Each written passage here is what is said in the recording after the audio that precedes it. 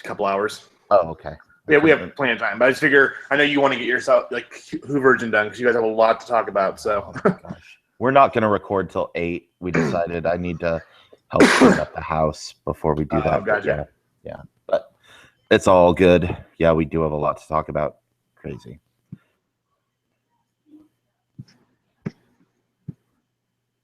All right, everyone, welcome back to another episode of the Bored as Hell podcast. I'm Adam McDonald with Big Shiny Robot. And I am Andy Wilson, a.k.a. Citizen Bot, also Big Shiny Robot. And we've only got 2 movies this week. Everything's been kind of slow because the Sundance Film Festival has pretty much put a hold button on the whole movie industry. So the only really new thing was Anamolisa, which I'm sure I'm saying it's wrong, which is the stop-motion animated film nominated for Best Animated Picture. And Andy and I finally got a chance to see The Revenant, which we are very excited to talk about.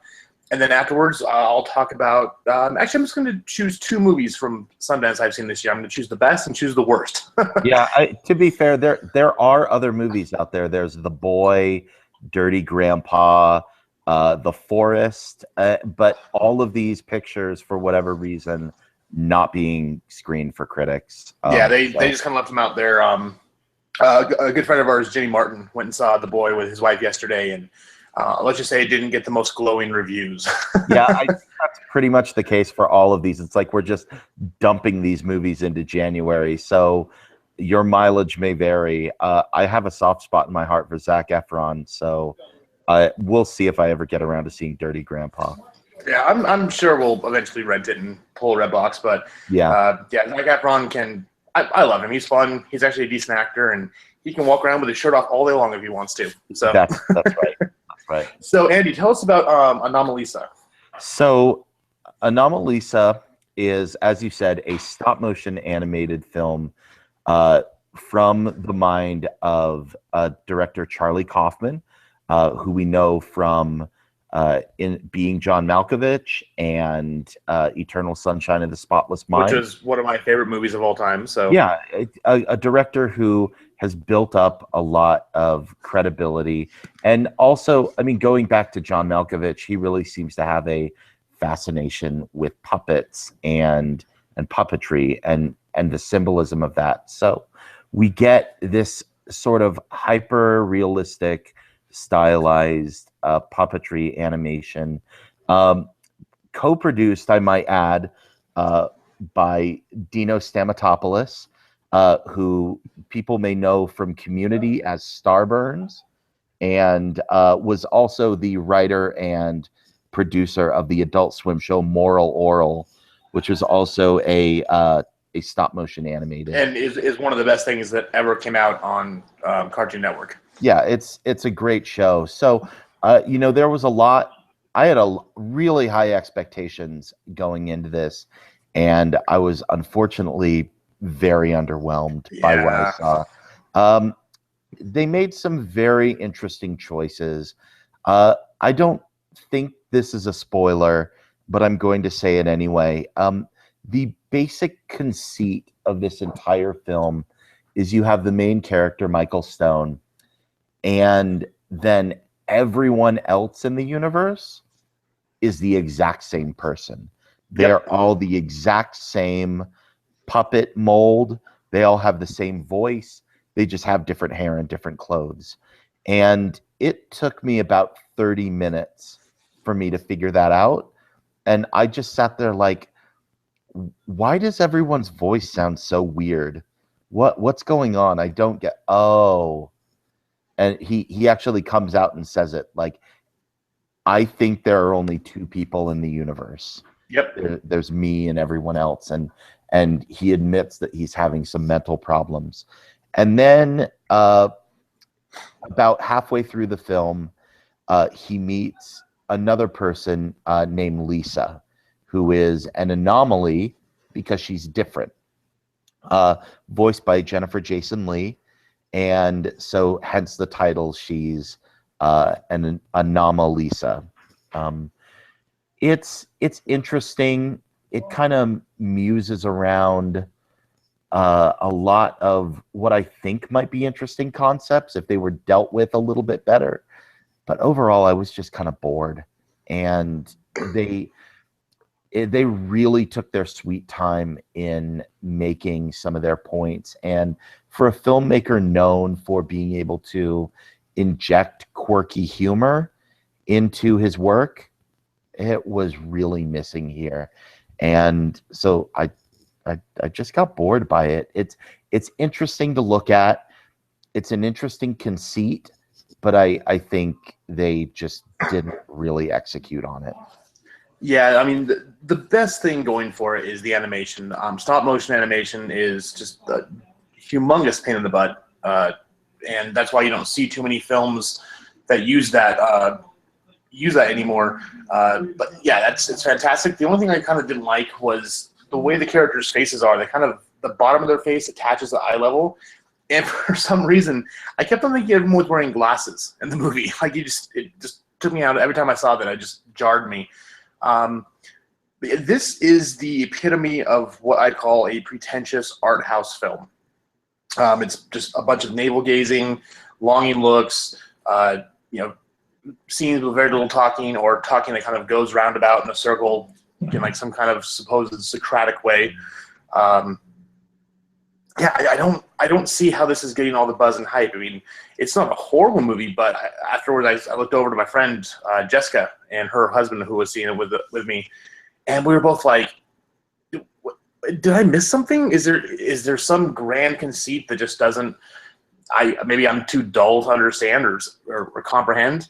And they're both pretty big movie fans as well, and they're like, "No, that was it." And so I guess it's like, I feel it's one of the most overhyped movies of the year, and one that I think people are just giving too much credit for because, like I said, it's an arty, pretentious, navel-gazing Sundance type movie. I'm really surprised it didn't premiere at Sundance because it probably would have won every single award known to man, even more so than Gay Cowboys Eating Pudding.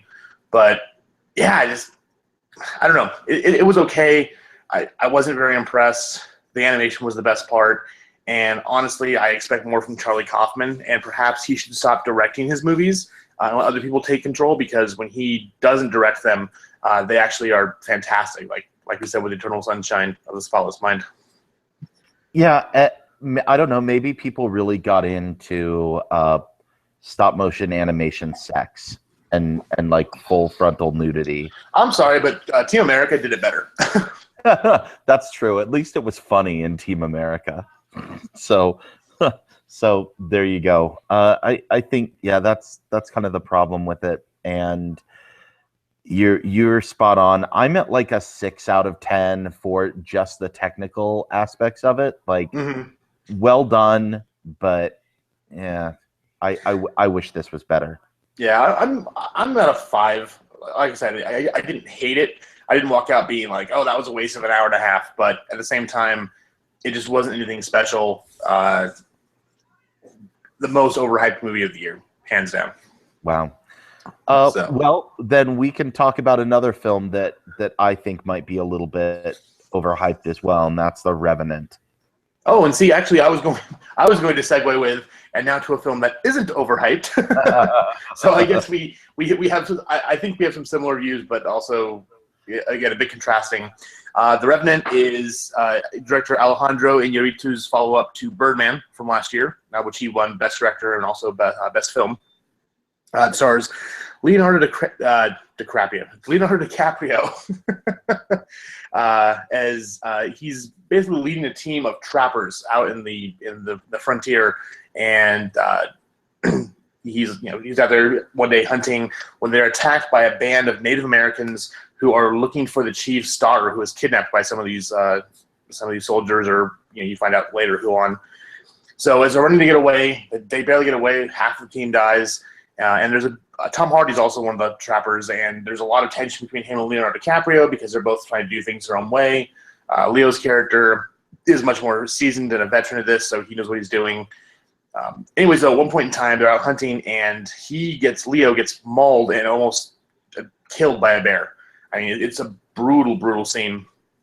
And the other trappers, put him on a bed to kind of carry him away. Well, it starts snowing, they get in the mountains, and they realize we have to leave him behind. So Tom Hardy and Will Poulter stay behind with him to kind of take care of him until he dies and eventually bury him.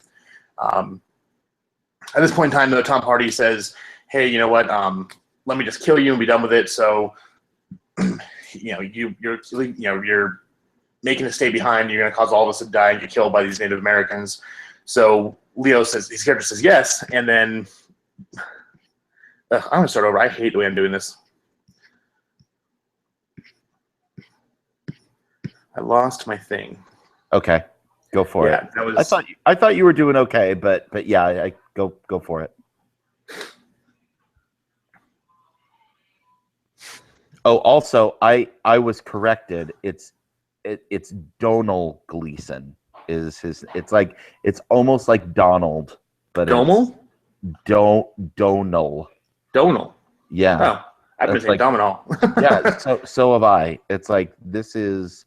But I went and looked up how do you? It's one of those weird Irish Welsh pronunciation. Donal Gleason. But if you say it fast enough, then hopefully everyone will know who we're talking about. Okay. So The Revenant is director Alejandro Iñárritu's follow-up to Birdman from last year, which he won Best Director and also Best Picture for. It stars Leonardo DiCaprio as Hugh Glass. He's one of an experienced hunter / trapper who's leading a team to go out and kill things and take their hides back and make a lot of money for them. They're ambushed by the Ree Indians, who are out there looking for the chief's daughter who was kidnapped by some of these trappers. Not them, a different group actually. So they flee and barely get away with their lives. The whole company of men is pared down quite a bit. While they're trying to get away, they're out hunting. Hugh Glass, Leonardo DiCaprio's character, gets mauled by a grizzly bear and just brutally almost torn apart. And the whole group is wondering, hey, is he going to live? Is he going to die? So he's slowing them down because they're stuck in the mountains and it's snowing. So they decide, hey, we're going to leave 2 people behind with you until he dies, and then they'll bury him and take care of him. One of the people left behind is John Fitzgerald, who's played by Tom Hardy. And he and Hugh Glass didn't really get along very well. So he finally convinces Hugh to, hey, let me just kill you, put you out of your misery, and we'll be on our way. Well, as he's doing that, because Hugh agrees, his son, Hawk, who's also, fuck me. It's okay. It's okay. This is why we have editing. I know, it's pissing me off. Yeah. I don't know why I can't think right now. My brain is not working. It's all good. All right, let's try this again. So The Revenant is director Alejandro. I would start from. I thought you were going really good up to the they had an agreement to kill him. Okay. And then you can explain from at that point about the son and all that. So they had an agreement to kill Hugh Glass and leave him behind so that no one else would be in danger of being killed by these rampaging Native Americans. So Tom Hardy's character, John Fitzgerald, goes to strangle him. When Hugh's Native American son comes up, finds out what's happening, tries to fight back, and John stabs and kills him, all while a helpless Hugh is sitting there watching all this happen. Anyways, they bury him alive, and he and his cohort run back off. And it's from that point on, it becomes a survival story of Leonardo DiCaprio's character finding a way to survive through just pure strength of will and malice and revenge to get back to the man who killed his son. And it just follows him on his adventures there. It has the group of trappers getting back to their fort. But this movie is really all about Leonardo DiCaprio. He's nominated for Best Actor. He deserves the hell out of that award. I mean, he acted his ass off. And to get a performance that he gave with maybe he had 5 minutes of dialogue in a 2.5-hour movie is absolutely fantastic. So it's a great revenge tale, a survival tale. If you like shows like Man vs. Wild, this is definitely going to be up in your alley. What do you think about it, Andy? So I liked The Revenant. I liked it a lot. But I think the first thing I said to you after seeing it was, well, I don't have to revise my top 10 for the last year. And it's really good. Like, don't get me wrong, but it, I just I think it was really beautiful to look at. The cinematography, which I think, as we mentioned on a previous episode, they used only natural Yeah, lights. it's Emmanuel Lubezki, who won the cinematography awards the last 2 years for both Birdman and Gravity. I mean, he's a fantastic cinematographer. Yeah, and absolutely deserved. And this is really, really beautiful. Uh, it's bad to sit in a theater that is cold. I wish I had brought a blanket because you really, because that movie is cold. yeah, you feel it, and it's they really put you in there. Uh, and that's where I kind of part ways with this. I felt like it was a little bit plotting. It was a little bit overborne. They needed to cut, yeah, maybe a half hour out of the movie somewhere. And like you mentioned DiCaprio's acting. I felt like they spent way too much time with Leo breathlessly crawling and grunting over things in an attempt to survive. It's like, okay, I get it. I understand how dire your circumstances are, but it just felt a little bit overwrought to me. Which isn't to say that it was bad. It was just there was too much of it. And the movie I kept going back in my mind to comparing it to is The Martian, which is also a tale of survival. And they were able to inject some levity and other things into it that made things, I don't know, a little bit less dire. I wish there were a way that this wouldn't have been it. I hate to say that the movie was one note, because there are a lot of different levels here, but for the most part, it was just turned up to 10 in intensity almost the whole time. And I feel like it needed a couple of other levels. That being said, that final showdown between Hardy and DiCaprio, pretty great. Oh, and it was brutal as hell. Like, it was. I'm not very squeamish when it comes to anything, but there's a scene where we'll just say someone gets their fingers chopped off, like, and it just comes out of nowhere, and that had me like jump in my seat. Yeah, me too. And I will say this: I think Star Wars had the better climactic battle in the snow, um, and I don't have a problem with violence. Like, we talked about The Hateful Eight, which is an equally violent and disturbing film. I felt like this was maybe a little bit too much blood and gore for blood and gore's sake. Like, to really, like, we're going to show you how brutal this is by showing you literally how brutal it was. I wish there were a way for us to connect with it in a way that wasn't quite so bloody. That being said, I mean, the technical achievements for this are pretty amazing. I mean, Leo looks like he got mauled by a bear. Yeah, and that bear scene itself, even though the bear was CG, you swore you were watching someone getting murdered. Oh yeah, no, seriously, absolutely. There's a lot that was really intense here, and I feel bad that I'm kind of picking on this movie when it was really, really good. So let me go back for 1 second and just say, like, look, this is like a 7.5, maybe a 7.75 out of 10 movie.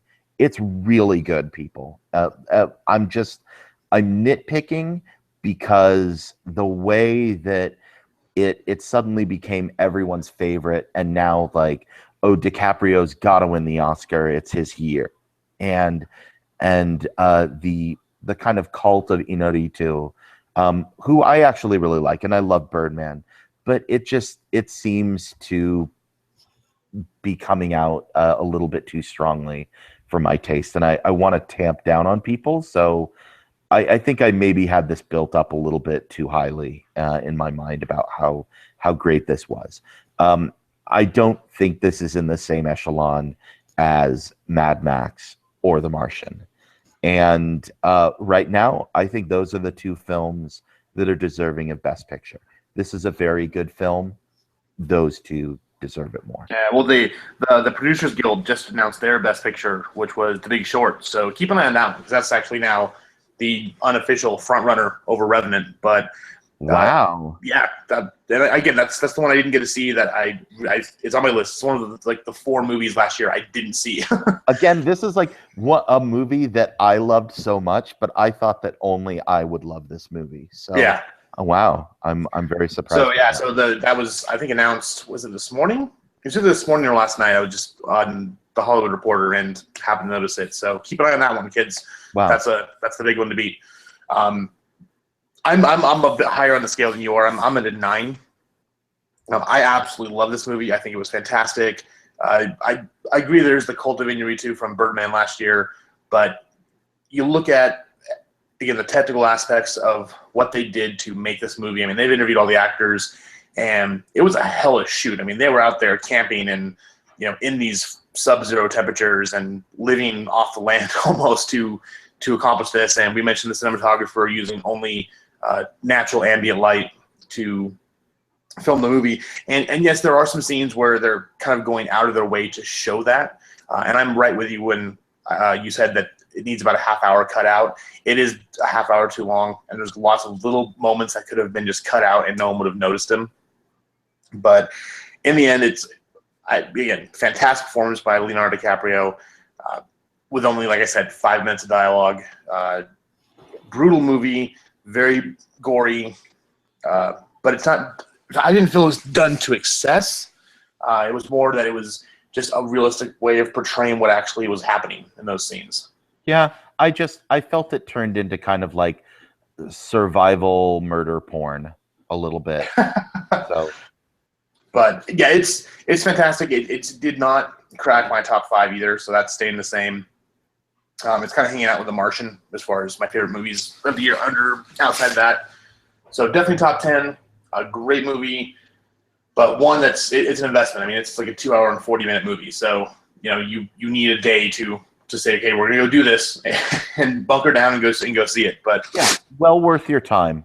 Absolutely well worth your time. And it's actually doing extremely well at the box office. Yeah, I think it took first place this weekend.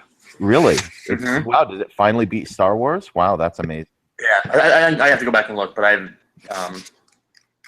believe I remember that was first place for the weekend. So I mean, and deserving it, and it's good to see an artsy sort of movie doing well financially. So I like that. Props to Inarritu, and I hope he continues making great films. This is just, it's very good. It's just not my most favorite. Yeah. So anyways, but yeah, that's the recommended of the week because Anamolisa was meh. Yeah. But even totally. Yeah. So Revenant is the one to go see if you haven't seen it yet, and you'll definitely see it popping up going forward on award shows and everything else. So quickly, Sundance. So yeah, the Sundance Film Festival kicked off this week, and I've spent the last 2-3 days back and forth from Park City to Salt Lake City, trying to see as much as possible. And the good news is there's a lot of good stuff this year. Last year, I would say it was about 50-50 between what I saw that was great and what I saw that was either meh or horrible. But yeah, I've only had one stinker this year. I mean, the rest have been really, really fun. So quickly, I just want to talk about 2 movies. We'll do the worst and the best of what I've seen so far. So the worst one I've seen is The Greasy Strangler. Now, I have heard very good things about this. I have, like, Devin Faraci from Birth Movies Death really loved this. Tim League from the Alamo Draft House is like gaga over this. They're like directly comparing this to John Waters. And that's what they're going for. I think the best review I saw was from the Hollywood Reporter. If I can find that picture again. Hang on one second. Sorry, it's on my damn email. Yeah, that quote from the Hollywood Reporter is awesome. So I went and saw the movie with Brooks Bird yesterday, who's been a guest on our show, and he sent me this picture of the Hollywood Reporter saying the Hollywood Reporter raves * about the Greasy Strangler. And then in small pains it says, please note the Hollywood Reporter hated the Greasy Strangler. A movie that begs you to hate it. Gallons of congealing, indeterminate origin fats. Half-assed surrealism. Make that full-assed. Bullshit artist. And bullshit artist actually is one of the things that's said many times in the movie. It's about a father and son who are played by no one you ever heard. The father's named Ronnie. Big Ronnie, his son's named Big Braden. The father's got to be in his 70s, and the son's this bald hair, comb-over kid guy in his 40s. Just creepy as hell. And they have this walking disco tour of L.A. that they take people around and show them houses of where supposed disco stuff happened. And they both fight over this woman, and then certain times Big Ronnie dumps grease all over himself and goes out and kills people and then cleans himself up in a car wash. And it's very absurd, very out there. And yes, it's trying desperately to be John Waters. In fact, last night when I came home, I actually watched a couple John Waters films to kind of get the bad taste out of my mouth, because John Waters, while his early movies especially, were very crude, crass, and had low production value, there was a point behind him. He was making a statement. It was very counterculture. This was more the beginning of the LGBT rights movement. So it was a time and a place for weirdos to come out and do strange things, like a dancing butthole and the gift only a mother can give, and horrible things like that. This it's trying to do that. For the first half, it succeeds, and then it just falls apart and just gets horrible. We were at a press screening, and the theater was packed, so probably about 300 people. By the time the movie was over, I would say we were one of only 30 people left. That so many people walked out. It's tons of nudity, tons of sex. There's gigantic and small prosthetic penises throughout. It's horrible. There's no redeeming value to it. It's one of the worst movies I've ever seen, and the fact that it's getting so much praise thrown upon it just means that, again, these people are trying to find things that aren't there, and they're trying to herald the return of the Midnight Movie. I want the Midnight Movie to come back as well, but if this is how they're going to do it, then no, it should stay with John Waters. Yeah, no, bring back silly midnight movies. Bring back what was the movie from Sundance and South by Southwest a couple years ago? Big Ass Spider, or something like that was a midnight movie. But do something like that. Be silly. But yeah, being postmodern and gross just to show that you can be postmodern and gross is not art. So that's unfortunate. Yeah, and the people I think did Variety or was it? It was someone Entertainment Weekly hated it, but yeah, I'm not a prude. I don't get offended at anything, and this movie did not offend me in any way, shape, or form.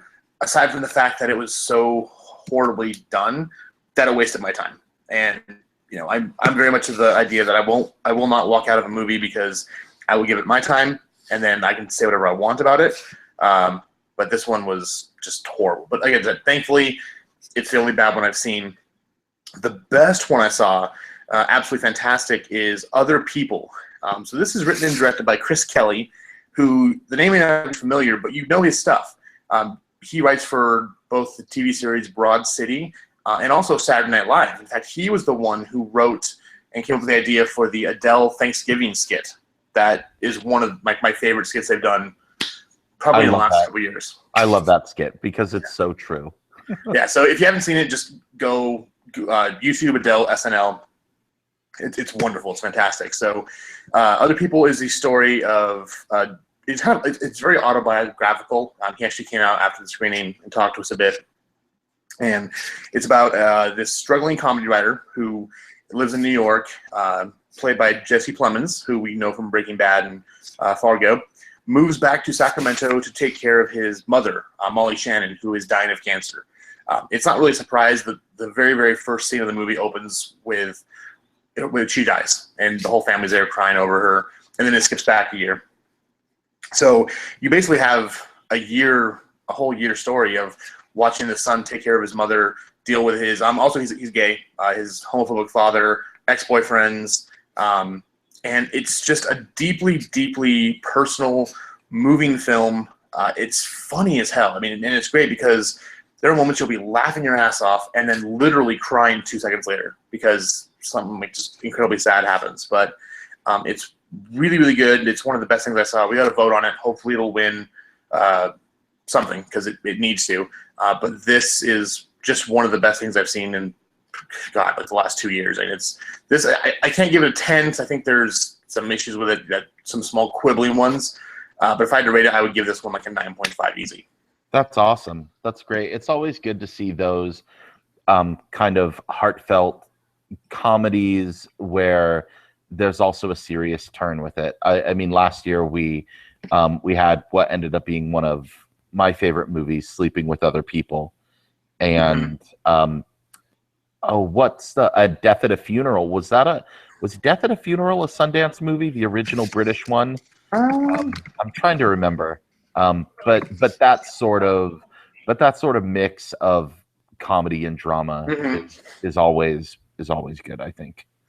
Yeah, so it's great, and it's also wonderful because Jesse Plemons, his character is a little bit pudgy, not fat or anything, but it was really nice to see a normal person being portrayed as a gay character, because most of the time you have guys who either are almost caricatures of gay people or lesbians, or they're just completely they work out, they're hunked out and stuff like that. And he was just a normal guy dealing with stuff, and there's some moments there where and before I go anywhere else, dude, Molly Shannon is absolutely just fantastic in this. I mean, it is technically an hour and a half of watching her succumb to cancer, but there's just scenes where like she's dealing with chemo, or talking about when she dies, if she wants to be buried or cremated and this and that. And I guess that scene actually was great because it was one that you're laughing hysterically and then you're crying the next. So it absolutely perfectly balances out sweet and bittersweet, sweet and sorrow, and it's a great movie. If you're at Sundance and you can only see one thing, go see this movie. That's great. Hey, have you seen The Lobster yet? Yes, actually, that was the first one I saw. So The Lobster, it's one of the weirdest movies I've ever seen. It takes place, it doesn't really say when, but the whole premise is that no one's allowed to be single. So Colin Farrell's wife leaves him at the very first scene, and when you're single, you have to go to this like resort for 45 days to find someone to fall in love with and get married. If you don't, they turn you into an animal. And so this is where all the animals come from. This is why we have birds and dogs and, in this case, lobsters. And it's a crazy movie. It's very, very dry humor. I mean, it's so dry that I can't think of the last movie that was that. It was funny though. I mean, there's laugh out loud moments. It's very surreal. It's very weird, but definitely fun. And the only problem with it again is it's 2 hours too long. It's 2 hours. It could be a little shorter because the beginning of the movie explains the end. And we walked out. My friend Brooks was like, "Well, what was that about?" And I was like, "Well, remember the beginning?" Then I explained it to him. He's like, "Oh, okay, that makes sense." But I think too many people are gonna go watch it and forget what happened. But Lobster's fun. It actually comes out on Blu-ray and DVD in about 2 weeks. So no way. Yeah, it's because it's already premiered. So it premiered back at a film festival back I think in November. But yeah, the beginning of February it comes out. So don't worry. You can see it shortly, but it's good. It's funny. I'm looking forward to that. I just the premise. I mean, I really like weird dystopian stuff, and like weird dystopian, we're going to force you to be married and mate, or else we turn you into an animal. That just sounds like a lot of fun. Yeah, you got to pick your animal, which is kind of nice. But yeah, it's just funny at the beginning because he's sitting there, and Colin Farrell got fat for the role too. I mean, he's definitely not his typical self either. But he's sitting there with this, like the receptionist, and she's asking him all these questions, and she's like, heterosexual or homosexual? He's like, heterosexual, I guess. Oh, you know what? I did have a fling with a guy in college back in back a couple years ago, is there a bisexual option? And she just like stops typing for like literally 30 seconds and then goes, no, we removed that last year. it's just little moments like that, and then he ends up escaping and meets a group of people who live in the woods who are the exact opposite, where you can't be with anyone else at all. And that's where he meets Rachel Weisz, who's the woman he falls in love with.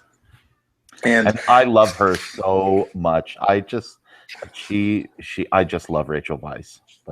But they make up a code to talk to each other so no one knows they're in love. And it involves like hand gestures and sitting up and standing down. And so there's this wonderful scene where everyone's just sitting down, like doing nothing, like leaning against trees. And both he and her are doing like this little like weird, almost interpretive dance. Like he'll do something and then she'll do something for like 2 minutes. And it just like really like no one's going to notice this. I mean, it's definitely an absurdist movie, but it's a lot of fun. And then the last one I'll bring up really briefly was Norman Lear, Another Version of You. It's a documentary about Norman Lear, who is the guy who wrote and created All in the Family, Maude, The Jeffersons, and all these crazy, wonderful shows back in the 70s and 80s that kind of rewrote how TV is nowadays. And it just tells the story of his life and how the shows impacted him and how he impacted television. And it's fantastic as well. So that one, I'm sure HBO will come and buy all the documentaries again. So if you have HBO now, keep an eye on in a couple months, because that's when you'll want to see too. That'll be great. Yeah, Norman Lear. I mean, people don't recognize like how important Archie Bunker was. Because too many people don't get that Archie Bunker was satire, because they're like, oh yeah, Archie Bunker, that's my guy. That's who I identify with. It's like, oh really? You're a racist? Awesome. Good for you. That explains Donald Trump. That's the people who think that Archie Bunker was the hero of that show. Yep. So, all right. Well, that's all I got. Thanks everyone for sticking around with us. Next week, again, it's kind of light because Sundance and everything else. But I know we've got Kung Fu Panda 3, The Finest Hours, and then the Wayans brothers 50 Shades of Black spoof that I'm sure is just going to be wonderful. I would like to take some time next week to talk about 50 Shades of Black, just because I'd like to talk about the Oscars So White controversy, because I think there's something to be said about the segregation of film in America. This is a black film that is being marketed to black audiences and is likely not going to open in a lot of largely white places. And I think that's well, we don't need to talk about it next week. I just said everything I need to say. That shows Hollywood's racism, which is too bad, because the Wayans brothers are hilarious, and I'm gonna see if I can. Their last movies have been absolutely dog crap horrible. So I'm not excited for this movie. So, but I doubt they'll screen it here because it's Utah. They won't, and it probably. I wonder if it will even open in a single theater in Salt Lake City. We'll have to look that up. Yeah, we'll check. But, so that's it from this week, and then we will talk to you guys next week, and hopefully I'll have a chance to bring up some more stuff from Sundance and tell you about some cool stuff. So hail Satan, and have a lovely afternoon.